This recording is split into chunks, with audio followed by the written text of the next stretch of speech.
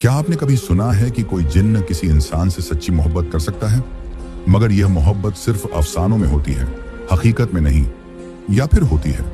यह कहानी है मरियम की, एक साधारण लड़की जो मिट्टी के बर्तन बनाकर अपनी रोजी रोटी कमाती थी।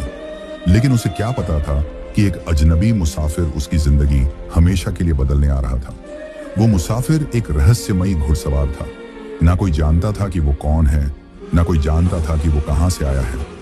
मगर वो हमेशा मरियम के आसपास ही दिखाई देता था, जैसे उसकी हिफाजत कर रहा हो या फिर उसकी तकदीर से खेल रहा हो।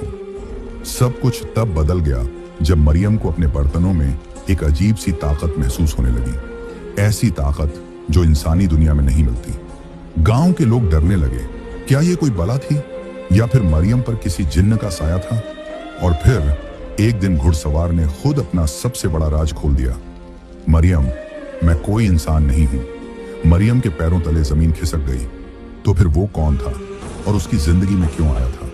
अगर आपको भी जानना है इस रहस्यमयी मुसाफिर की अधूरी मोहब्बत की दास्तान, तो इस वीडियो को आखिर तक जरूर देखें। गर्मियों की सुबह थी। सूरज की किरणें सुनहरी चमक के साथ पूरे गांव को रोशन कर रही थी। मिट्टी की खुशबू हवा में घुली हुई थी। गांव के किनारे पर एक छोटी सी झोपड़ी थी, जहां मरियम अपने पिता के साथ रहती थी। उसका अब्बा गांव का कुम्हार था, मगर अब बुढ़ापा और बीमारी उसे कमजोर कर चुके थे।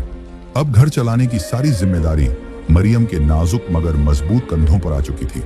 मरियम के हाथों में जैसे जादू था। जब वह मिट्टी को छूती तो उसमें जान आ जाती। उसके बनाए बर्तन इतने खूबसूरत होते कि देखने वालों की आंखें ठहर जाती। मगर गांव के अमीर लोग इस हुनर को सिर्फ एक